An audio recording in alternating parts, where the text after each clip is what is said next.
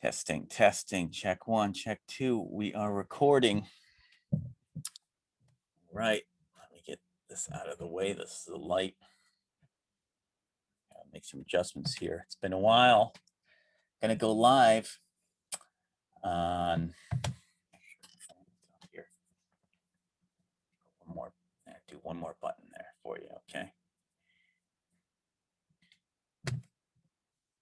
Will not do the top button.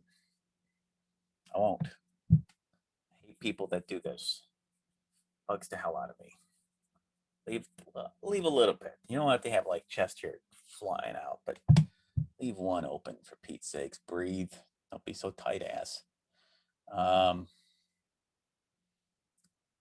Welcome to the Ham Palace. I'm going to go live on Podbean here. And here we go. Hello, everybody. This is Hambo. I'm live. It's Tuesday. I know. No, yeah, it is. It is kind of Tuesday. It's Monday night, Tuesday morning. So go figure. I'm recording on days I usually don't record. Here I am. I'm also doing a video recording version right now. I wanted to kill two birds with one stone. Put out a podcast and also put out the podcast for my YouTube channel, or one of my YouTube channels, which is Mustang 7. And some of you might be curious, why is it called Mustang 7? Why not the Ham Palace? Or why not Hambo Can Draw? Or whatever.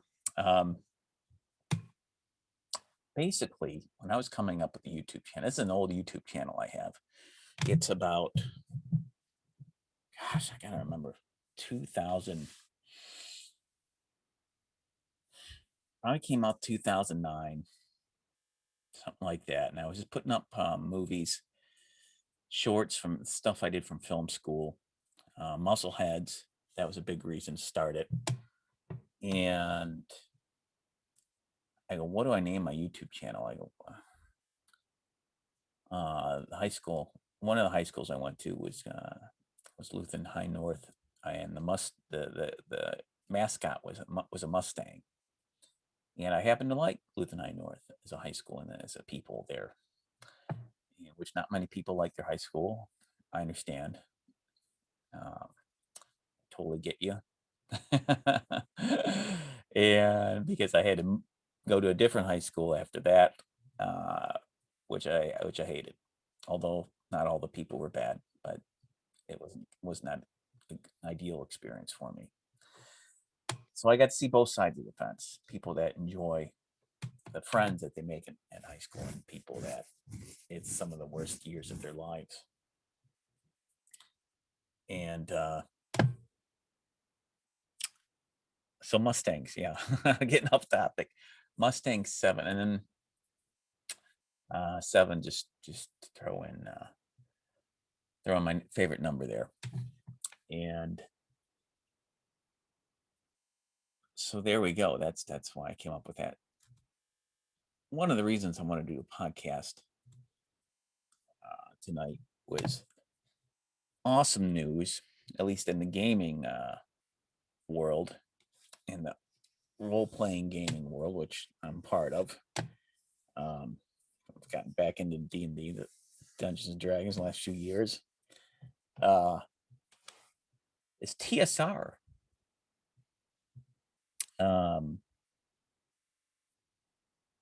TSR is back. I believe, I thought it was the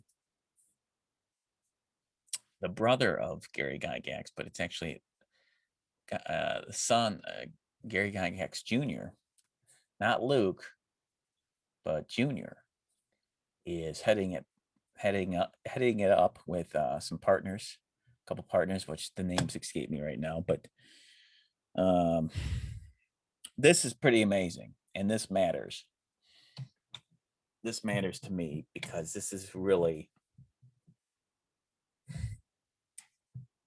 what needs to happen. Whether it's movies, whether it's comics, whether it's any form of entertainment, comedy. And I've had my foot in a lot of these realms, and they're bringing back the old school officially. Now it had been kind of unofficial with you know, the old school Renaissance, the old school role playing, however you want to say it. I hate saying abbreviated nonsense, so I always have to say what it means. And people have been making awesome versions of Advanced Dungeons and Dragons, basic Dungeons and Dragons, and doing a pretty darn good job. They still are. I have, let's see here, this awesome book for I got for about $4 or $5. Basic fantasy. You can see that. There you go. Which is basically advanced D&D, but in an easier to find stuff version. Like, that's the problem. As much as I love second edition, and as much as I love Advanced Dungeons and Dragons and the basic D&D, which I barely played, very little of that, maybe when I was a kid or something. But yeah, that is what was I lost my train of thought. Yeah, those have been popular, and it's like now they're making it official. They're making it official, and they are coming out swinging. They got the original artists. Well, not all of them, but some of the artists that worked on Advanced D&D, second edition, and all that. And Larry Elmore, Jeff Easley, they're awesome. They're legendary D&D artists to me. And there's plenty more out there. I don't know how many of them are still. I'm sure maybe they're still working, or maybe some of them are retired. But this is great. I love this. I gotta drop the F-bomb. I fucking love this, because it's bringing back the edgeness to D&D, which 5th edition has kind of dropped the ball on and traded itself for the sake of, let's make it easier on people. Let's give them a little bit more chances. Let's give them cantrips that never end, that they can use offensively. And so they swing the other way, where I think the player characters are a bit too powerful. And I don't think they needed to do that, because even in second, well, definitely in third, the characters are already pretty dang powerful. Definitely by third. But yeah, I won't go into too many things, but I mean, you look at the Dragonborn class, and they can breathe fire, and if they get a certain class, or they have extra things early, and I think that's the biggest thing I have a problem with. You get super powered up very early, and it's overwhelming. This is the worst thing, I think. It's overwhelming for new players, because they have too many options. At least this is my experience so far. And so they're overwhelmed with, what do I do? What do I do? How do I play Dungeons and Dragons? Because I mean, you look at that character sheet. I like the design of the character sheet that it comes with, but it's so busy. And even second edition had a little bit of problem with that. Although I miss the character sheets, but it's too much. It's too much to look at, too many numbers coming at you. There's too many things you can do early on instead of spacing it out over a few levels, bit by bit. And they do this, I think, because they want people to feel like they're having fun. They're empowered right away. Now, I'm not totally knocking 5th edition. It still uses the D20 system, but that's not really a new thing. The advantage, disadvantage. Okay, it's cool, but none of my players really need it or use it very much because they're so powerful. They haven't had to really need to draw on advantage or disadvantage. Maybe that's a fault as me as a DM for not throwing heavier, not using that CR rate. And that's another thing, CR rating. Geez, you got to do this whole big mathematical formula. Well, it's not that big, but I'm, Thaco's easier to figure out than this CR rating formula. Okay, just to throw some challenging villains at them, you know, that's gonna be okay. It's gonna be a little bit tough, and yeah, yeah. I think this is gonna bring out. If I hope, if they can make it work this time, I hope people decide to give it a chance. But I don't know because of our culture right now. Our culture doesn't like that much challenge. It likes give me something powerful now so I can not feel so unempowered in the beginning. Now, there's extremes to both cases. I've DM'd a game where uh, a friend of mine was playing a thief and he felt very underpowered and very underwhelmed. Now, granted, he was playing solo with fighting NPCs once in a while to help him out, but uh, that's tough. That's tough. That's the other side, and then the scaling. Getting good at thieving, it takes so long from the early levels. It's like you just kind of. I think it was kind of like, oh, this is so. Mm, you know, but he made it to. I think it was 4th level. So that's still something. That's still something. Just a few more points. I'm going to try to wrap it up, go on it because this isn't a gaming podcast. I'm kind of going off the rails here on the genre, but it's so cool. Like I think it's called Giant World or something like that. That their new campaign. Now the combat system is using percentage, which is kind of odd to me because to me that's very Chaosium, you know.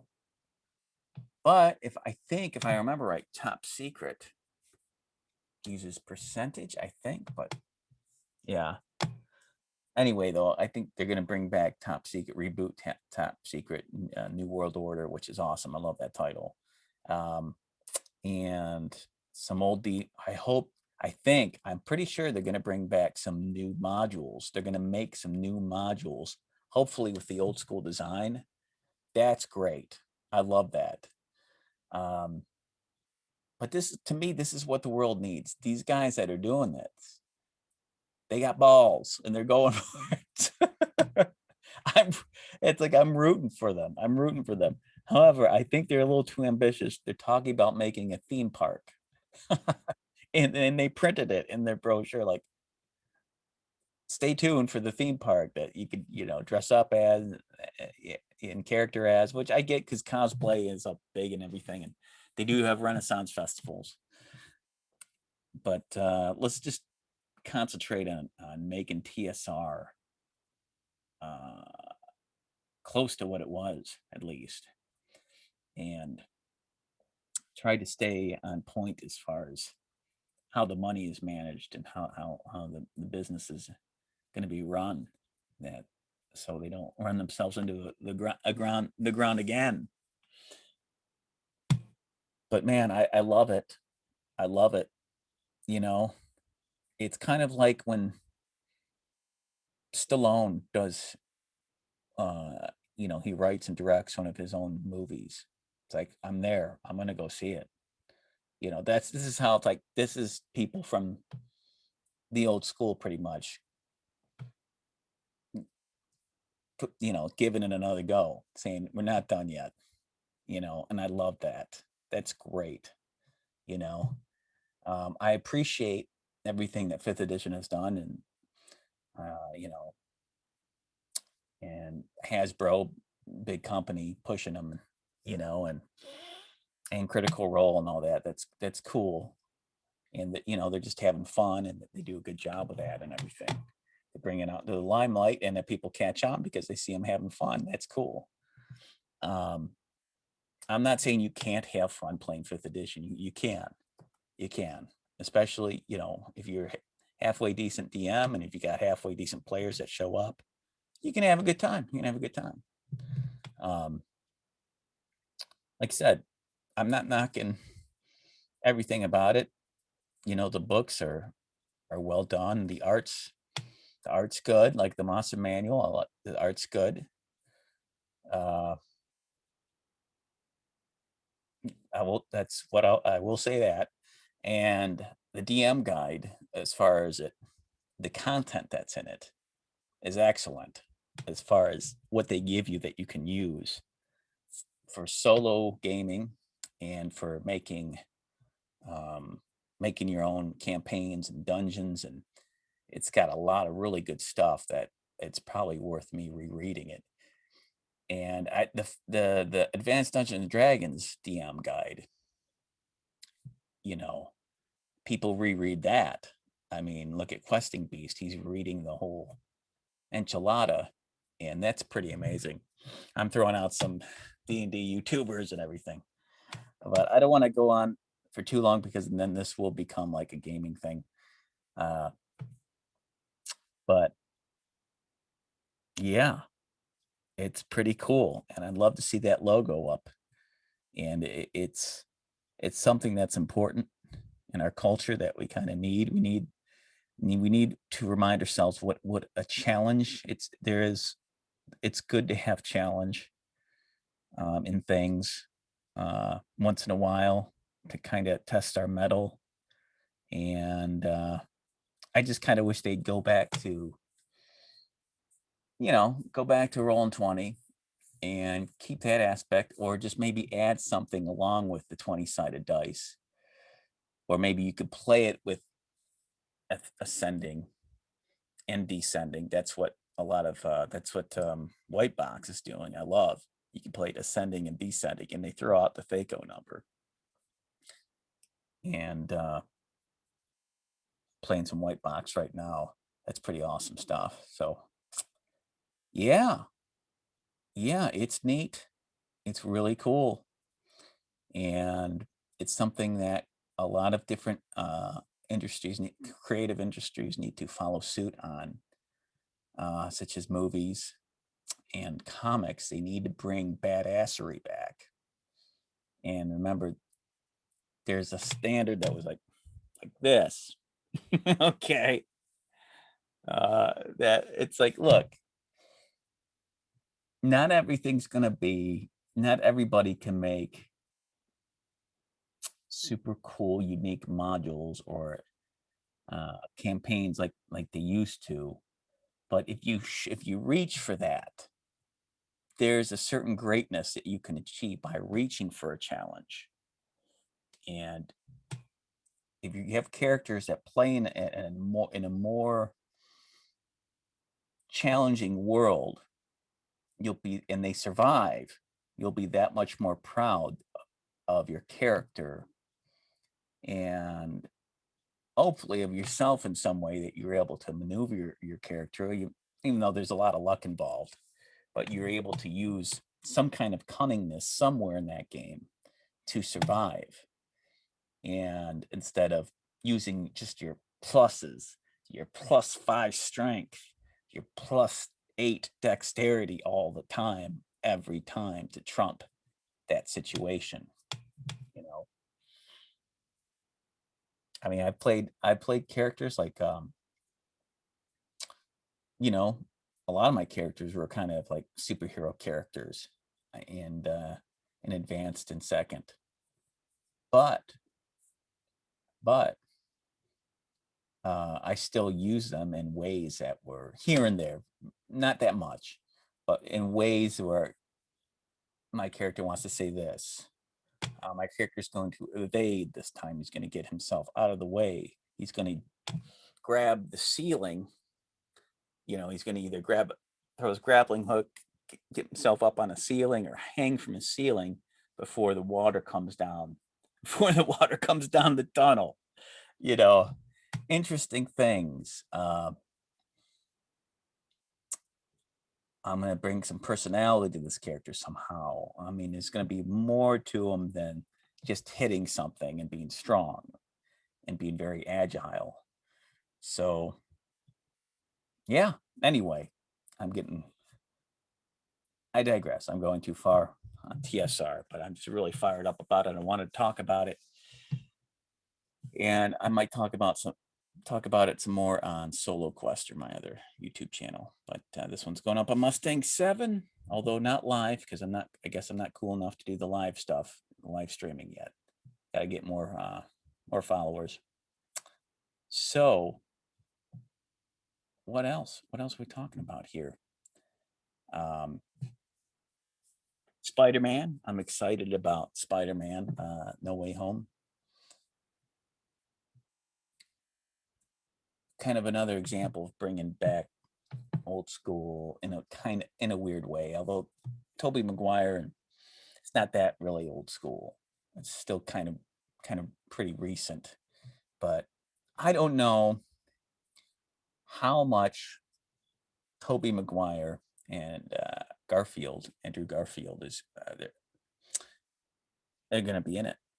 I don't know, because a lot of the set reports, you don't hear them being on set too much. So they're either doing an excellent job of hiding the actors from shooting, or there's a lot of green screen where they're being shot inside, or they're only going to be in it for very little. It's awesome that Alfred Molina is going to be back.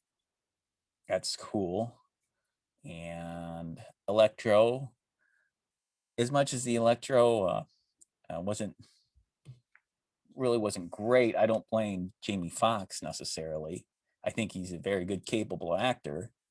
It's just for him getting another shot at that role. That's kind of neat. That's kind of ballsy. I like that. So that's going to give him another chance to make this character pop in a way, or make him more interesting in another way. So I'm looking forward to see how they do that. Hopefully the writing's good. I know this is all inspired from Into the Spider-Verse, which I enjoyed a lot. But is it going to be that good? Is it going to be that at that level? So we'll see. We'll see. I think it'll be an interesting experiment. I have not been watching Loki. I'm going to take a break on Disney Plus. I'm going to wait for Loki to end its run, then maybe I'll jump on for a month and watch it. But I had to kind of pull back because of the Gina Carino thing. I wanted to, do not pay a company like that with my money for a little bit. And yeah. So, but I'll watch it. I'll check it out. I know it's kind of going both ways. It's kind of split, although it's probably a little bit more popular than it is unpopular. I'm seeing that kind of online. I'm seeing both arguments for the thing with Loki, and the bisexualness with Loki. I think is stupid. I think that's forced. I think you don't need to do that. But I think hopefully there's some other things about the show that are good and entertaining to watch. But let's get to the brass tacks. I think this is the interesting stuff that people are covering. Indiana Jones 5. I've always been an Indiana Jones fan ever since Raiders. and definitely with Temple of Doom, and even more so with The Last Crusade. Still remember going to see. I don't think I saw Raiders in the movies. I'm pretty sure I saw Temple of Doom at the movies when I was pretty young, when I was a kid. Um, and I definitely saw Last Crusade because that was '89, and that was the year of Batman and a couple other big movies. Oh, I think Lethal Weapon 2 came, but wasn't old enough to watch that. But I watched the hell out of that on VHS. But yeah, Indiana Jones 5. Harrison he's a national, to me, he is a national treasure because especially after surviving those plane crashes, like him continuing to fly those planes and just not give a shit. I'm gonna fly and that's it. And I get in a crash. Well, I'm gonna get through it. He got through it. That's incredible. And you gotta give him credit because he's like, I love that he's hardcore into indie. He's not giving up the character. So far, as far as I know, I've heard some weird things that they're doing with the ending of this one, which I hope they don't do, because you got to stick to landing in any movie you do, especially in Indiana Jones 5. We need a comeback from Crystal Skull. I didn't mind Crystal Skull so much. I thought it was a decent sequel, but I didn't think it was great. I see why people were harping on it. I at the first 20 minutes, I love the first 20 minutes of it when they're in the museum and he's flying around on his whip in the warehouse. It was fantastic. I loved it. It does have some cheesy moments, but I still like the action scenes. There's some over reliance on CG and even like the opening with the hedgehog or the gopher coming out with CG. I go, really? Just make it a puppet. Just make it a puppet. Go to Jim Henson's and they'll make a puppet for you. Like, that was stupid. Or get a gopher wrangler. I don't. That was dumb. So you didn't need to do that. But the nuke, the fridge, and then there's one where they fall from 2 waterfalls. There's that. In the nuke and fridge, I give Indy a lot. I give him a lot of I let him get away with a lot. Like the Temple of Doom stuff, I always like when they fall out of the plane and they inflate the raft. It's like, yeah, I can kind of go with it in a weird way, even though, probably wouldn't happen. But somehow the practicalness and they're actually doing the stunts, they sell it. They do sell it in a weird way. But the nuke the fridge, I'm like, there's no way. Like, you're in a refrigerator, you're going way up into the air. You're still going to hit the ground and you're going to break the bones in your body. I appreciate uh, the idea of Indy surviving a nuke. That's neat. It's historical. Um, but it became too cartoony. See, to me, it's tough with Indy because it's neat when you can do things that are bigger than life, but there has to be a reality to it too. And this is the same thing. Like, I kind of tie this into my Dungeons and Dragons games. It's like, yeah, you want fantastic things to happen, and things can be cartoony, but you can lose a sense of credibility of some kind of realism. That's why I say I don't want to have too many player characters that are monstrous. That's why I don't like having the tieflings in the group. Uh, if there is a monstrous PC in the group, there's only one, and they're a rarity, because it starts to take us way more off the ground. And to me, the more fantastic something is, the more you have to ground it you got to ground it in kind of a realism. And yeah, because you can jump the shark and so many genres. But anyway, he's messed himself up, Harrison Ford. He messed up his shoulder doing a fight choreography for fight rehearsal. And dang, that sucks. And they're saying that he's going to be out a commission for possibly 6 to 8 weeks. Dang, man, that's a heck of a shoulder yank. And I got to appreciate, because you got to go full out when you're throwing haymakers, the Indiana Jones haymakers. But, and you got to admire that he's going for it full. And I love that about Harrison. He's like, I'm going to do it. I still feel it. I can pull it off. And he's going to do it. I kind of it's like a Clint Eastwood kind of thing. Like, he's still going for it. He's still making movies. I know I can do it. I can get the story out. I can still play this kind of character.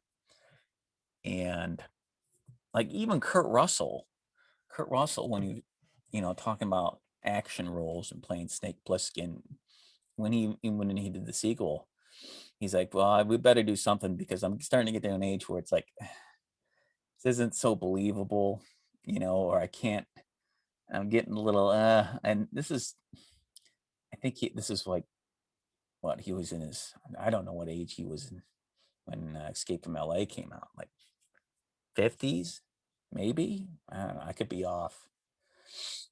But yeah, pretty interesting. And I like James Mangold. He did Logan. Gosh dang it, I have not seen Ford versus Ferrari yet, which I need to see.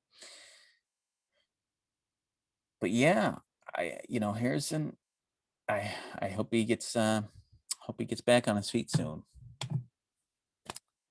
And comics, I'm going to talk comics. I think I touched on this last time with Invincible. That's got me fired up about comics again, which is pretty cool. Watching the cartoon season on Amazon, because what I liked about it, not that it was perfect, there are still some things about it that it's very now with our culture, which is very, I don't know. They have to kind of push some things like, oh, he's gay, he's got a relationship with this guy and one of the characters in it, and it's like, it's not done really that great anyway, but okay, you go along with it. And anyway, the animation is excellent, as far as it feels big screen, which I love. I think it has something to do with they drew more frames, and probably something like this that you're used to, which is cool. And the story it's very much in the same vein of The Boys and Watchmen, but this is a little bit more, it cuts a lot of stuff that isn't needed, and it gets right to it for the most part. The middle act is a little wanes a little bit, but you keep watching and it starts to pick up again. I'm looking forward to reading that comic, because I didn't even know about that this whole time. I mean, that tells you, I have not been collecting comics that much, because I'm full. My storage capacity, literally in storage, I have too many comic book boxes, and it's hard for me to let go of a lot of the good ones. I have mostly good ones now. I gave a lot of them up to the Salvation Army that were, probably I wasn't going to reread, but you can only collect so many at a certain point when you get to a certain age. That's what sucks. So I started going digital. I started going with the Kindle, and now I find myself that I stopped doing that, because that sucks too. Why did I stop doing that? Because, oh, you can't browse that good on there, and if it's out of sight, it's out of mind. I'll say it again: if it's out of sight, it's out of mind. Shopping digitally doesn't work for me as much. And I have to really, it's those emails. I get tons of emails from Comixology with huge, huge sales. But I don't know why. I don't know why. It's just, there's something about going to a comic shop that's very ritual, that's very pure. And I don't do that as much because I have too many comics. So now I've been getting into eBay and trying to sell these things. Sell not my comics yet, but other things, because if you're a collector of anything, you're going to run out of space. You're just going to, because they make more stuff than you can collect. And yeah, when is it enough? So that's a dilemma with getting older and being a comic book guy or collector. Or look, you could say maybe you're a collector of shoes or something like that. It's like at a certain point, it's going to be too much. So that's pretty much all I wanted to touch on. I wanted to do this as an experiment, do it live and do it recorded on video. And wanted to thank you all for listening to the Ham Palace, especially the last episode. I thought that was a fun one. And keep listening. I still plan on doing at least 3 a month, even though this is a wild Tuesday night. And also say a prayer or send good vibes to the people right now that are affected by the condominium collapsing, unfortunately, in Florida. That is awful. That is really awful. And the more, I guess, yeah, the more thoughts we can give the people, maybe something, it might have an effect. I like to think, my prayers have some kind of effect on the rescuers. But I'm sure they'll have some kind of donation that can be done. I'll start looking into that. But prayers and thoughts go out to the people that in that devastating turn of events is terrible. And unbelievable that happened. You never know. You never know when something awful like that can happen out of nowhere that you totally don't expect. And yeah, but I hate to end on a sour note like that. Yeah. So check out, if you're watching this on YouTube, check out the Ham Palace on Podbean. So hambo.podbean.com, I believe it is. And you can download it or go to iTunes and download this episode if you don't want to watch my ugly mug on here. And if you're listening right now, go to YouTube, check out Mustang 7. I won't tell you to subscribe or like, because I get sick and tired of hearing people to subscribe or like. You're either going to do it or you don't. But that's where I'm going to try to put, I pretty much put all the live ones on there. So I'm going to do this more often. This has been fun. I think as far as podcasts go, I think we're turning more into a visual podcast consumer nation. However, I'm going to keep, this is more, it's easier to do the ones straight to the podcast website because it's a little less setup. But this isn't too bad. I got to convert this video file. That's kind of the only real pain of it. And pretty much upload from there. But thanks for watching. Thanks for listening. Leave a comment either on YouTube or on my podcast Podbean wall. And may you have long days and pleasant nights.